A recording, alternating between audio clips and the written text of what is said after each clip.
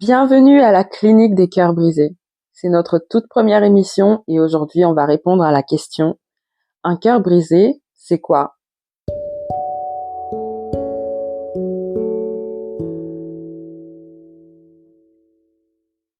Quand tu vois le terme cœur brisé, tu penses certainement tout de suite chagrin d'amour. Et c'est ce à quoi la culture populaire nous a habitués. Pourtant, un cœur brisé, c'est bien plus que cela.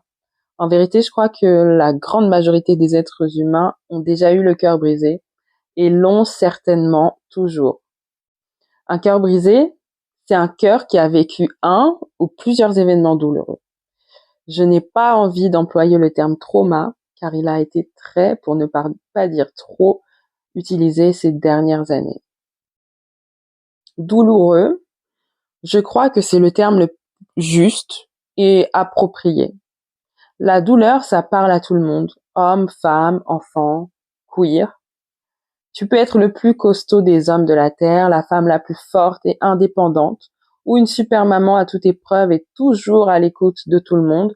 Je peux t'assurer que si dans ta vie tu as été soumis ou soumise à une situation douloureuse et que tu ne t'es jamais arrêté pour traiter cette douleur, alors encore à l'heure actuelle, ton cœur est brisé ou s'apprête à l'être. Une situation douloureuse peut avoir été ponctuelle ou répétée. C'est le cas par exemple des enfants continuellement comparés à un frère ou une sœur qui semblaient faire tout mieux qu'eux selon les dires de leurs parents.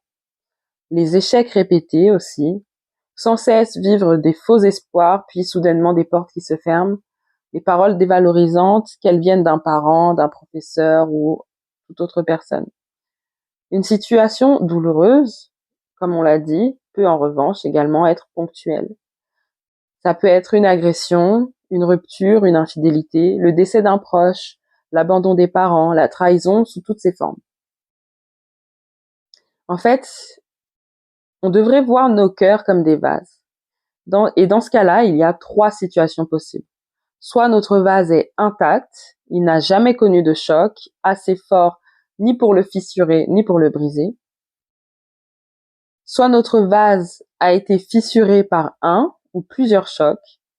Sans réparation, même un rien finira par le briser. Et enfin, il y a le vase totalement brisé. Parfois, il est encore en 1000 morceaux sur le sol. Et d'autres fois, on a réussi à réunir les pièces comme on a pu, mais les fissures sont bel et bien visibles. Et si on essayait d'y verser le moindre liquide dans ce vase, ce liquide s'écoulerait de toutes parts. Alors ce vase ne serait plus apte à remplir sa fonction. L'opposé du cœur brisé, ce n'est pas un cœur réparé, mais un cœur restauré totalement. En vérité, on ne répare pas un cœur, mais on obtient un nouveau cœur par le processus de la restauration. Le terme restaurer vient du latin et signifie rebâtir, réparer, refaire, ou même reprendre, renouveler. Donc, à travers cette émission, ou plutôt cette clinique, nous n'allons pas nous contenter de réparer nos cœurs, mais nous allons les refaire totalement, les renouveler, ou comme j'aime dire, les rendre nouveaux à nouveau. C'est tout un processus qui demande du temps, de la volonté, de la foi, de l'amour et énormément de lâcher prise. Mais c'est un processus qui est possible et nous le verrons à travers différents témoignages. J'aime ce verset qui dit: je vous donnerai un cœur nouveau et je mettrai en vous un esprit nouveau. J'ôterai de votre corps le cœur de pierre et je vous donnerai un cœur de chair. Pour moi, c'est l'espoir d'un nouveau cœur, et là où il y a de l'espoir, alors tout est encore possible. Alors restez connectés à la clinique des cœurs brisés, car l'aventure ne fait que commencer.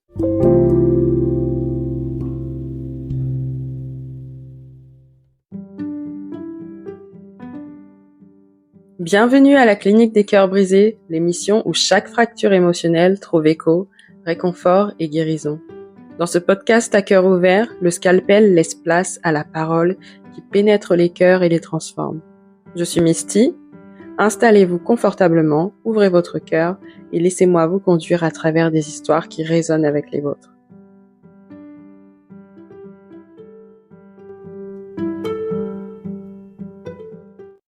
La clinique des cœurs brisés, épisode 2.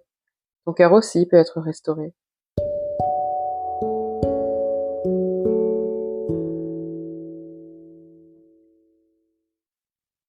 Ton cœur aussi peut être restauré. Oui, je te l'assure. Peu importe ton histoire et les expériences aussi horribles soient-elles que tu as vécues, la promesse de la restauration des cœurs est ouverte et atteignable par tous. Tout cela commence par une décision. La décision de ne plus se laisser contrôler par l'amertume, la rancœur, la colère ou même la culpabilité. Prenons l'exemple de Joyce Meyer, cette femme aujourd'hui conférencière et pasteur qui a été abusée par son propre père plus de 200 fois. Peux-tu imaginer l'ampleur du traumatisme pour qu'elle compte le nombre de fois? Parlons clairement, ici quand on parle d'abus, on ne parle pas de coups, mais de violence sexuelle. Disons-le simplement, Joyce Meyer a été violée par son propre père des centaines de fois durant son enfance. Et pourtant, sais-tu ce qu'elle a décidé de faire? Elle a décidé de pardonner. Attends, ne quitte pas ce podcast tout de suite. Je vais t'expliquer la puissance libératrice qu'il y a dans le pardon. Lorsque tu décides de pardonner, tu ne le fais pas pour la personne qui t'a fait du mal. La vraie personne que tu libères, c'est toi-même. On a la fâcheuse tendance à croire que nos souffrances sont les plus extrêmes. On se compare aux autres dans l'échelle de la souffrance, et c'est comme ça qu'on décide si oui ou non on sera apte à passer à autre chose. Pourtant, en vérité, la restauration du cœur est une affaire personnelle. Tout se passe à l'intérieur de soi. Peu importe le degré de douleur que tu as expérimenté dans ta vie, si Joyce Meyer, par exemple, a voulu pardonner, c'est son affaire. Si tu décides de pardonner les personnes qui t'ont trahi, c'est ton affaire. Ce cœur brisé, qui continue de te faire si mal, c'est ton affaire également. Tu me diras peut-être que tu ne te reconnais pas dans cet exemple. Que toi, si tu souffres, ce n'est pas parce que tu dois pardonner quelqu'un. Nous avions évoqué notamment les cœurs brisés par les échecs répétés. Alors dans ce cas, comment guérir et passer à autre chose? Comment sortir de cette paralysie qui nous empêche d'aller de l'avant et nous fait voir la vie en gris, avec les œillères de l'échec qui nous donnent l'impression qu'il n'y a rien de bon pour nous sur cette terre et que toutes les portes seront toujours fermées. De la même manière qu'il y a certaines choses qui sont impossibles à pardonner par nos propres forces, certaines expériences semblent tellement ancrées dans notre âme qu'elles définissent toutes nos décisions futures. Pourquoi? Parce que l'âme, qu'on associe souvent au cœur, est le siège de nos émotions et de nos souvenirs.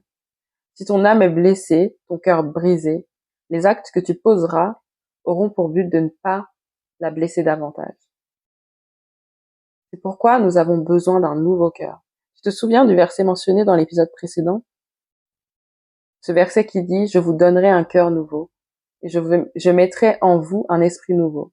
J'ôterai de votre corps le cœur de pierre, et je vous donnerai un cœur de chair. » Quelle bonne nouvelle!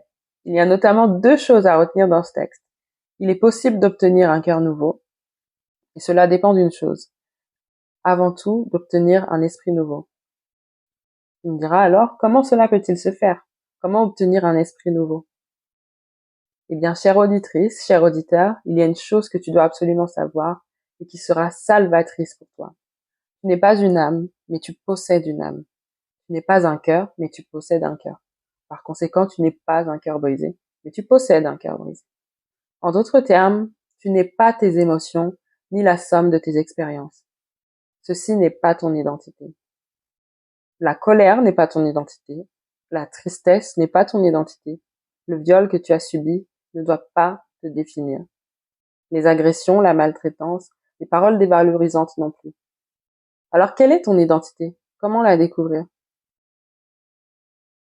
Ceci est la question que tu dois absolument te poser pour accéder à un nouveau cœur. Quelle est mon identité? Pour connaître ton identité, c'est simple. Il suffit de savoir ce que dit ton Créateur sur toi. Il dit que tu as été créé à son image, selon sa ressemblance. Il dit que tu es une créature merveilleuse. Il dit que tel il est, tel tu es. Dès lors que tu décides de connecter à nouveau à ton Créateur, Dieu, alors cela te donne accès à toutes les promesses qui vont avec cette connexion, notamment la promesse d'un cœur nouveau par un esprit nouveau. Pour cela, la Bible nous dit que c'est Jésus qui le dit, qui parle, et qui dit « Je suis le chemin, la vérité et la vie. Nul ne vient au Père que par moi. » Alors pour accéder au Père, c'est simple, il faut passer par le Fils. car lui-même le dit en Luc 14, 18. Il est venu pour guérir ceux qui ont le cœur brisé. J'ai dit précédemment que ce cœur brisé qui continue de te faire du mal est ton affaire. Pourtant, ce n'est pas tout à fait vrai. Quelqu'un a décidé d'en faire son affaire, son fardeau. Quelqu'un a décidé de prendre cette douleur à ta place et de te donner la paix en retour. Ce quelqu'un, c'est Jésus-Christ. Il a décidé de payer le prix en donnant sa vie pour toi.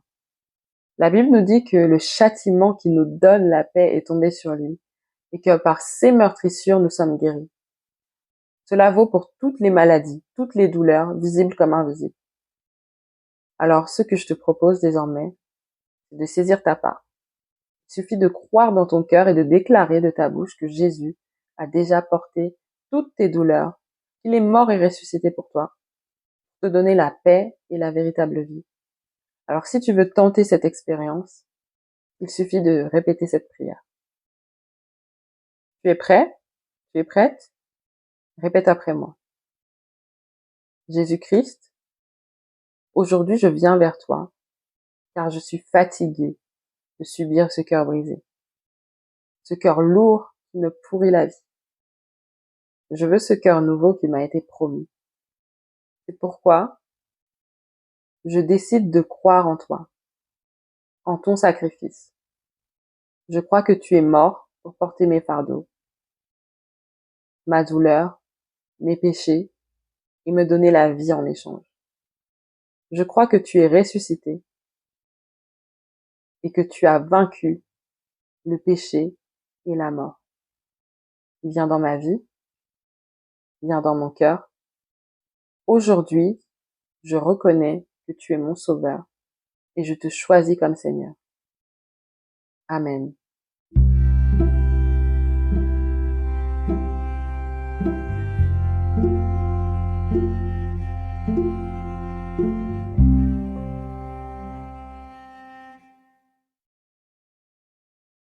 Cette prière marque ta nouvelle naissance. Et comme on ne laisse pas un nouveau-né seul, sans accompagnement, je t'invite à me contacter via l'adresse mail en description afin que je t'explique davantage ce que tu viens de faire. À très bientôt pour un nouvel épisode de la Clinique des Cœurs Brisés. Prends soin de toi, tu es une créature merveilleuse.